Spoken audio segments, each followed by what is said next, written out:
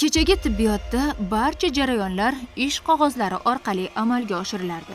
Katta javonlarda chang bosgan kasallik varaqalari. Bemorlar kasallik varaqasini olish uchun uzoq navbat kutadilar. Hamshira kasallik varaqasini bergach, boshqa hamshira qog'oz yo'llanma yozardi. Bemor qo'lidagi yo'llanma va kasallik varaqasi bilan shifokor qabuliga yana navbat olardi. Tashxis, muolaja va boshqa hujjatlar qo'lda to'ldirilgan. Bu esa bemorlarning ham, shifokorning ham vaqtini o'g'irlardi. Endilikda qog'oz o'rnini raqamli tizim egalladi. Elektron navbat apparati bemor shaxsiy ID orqali shifokor ko'rigiga yoziladi.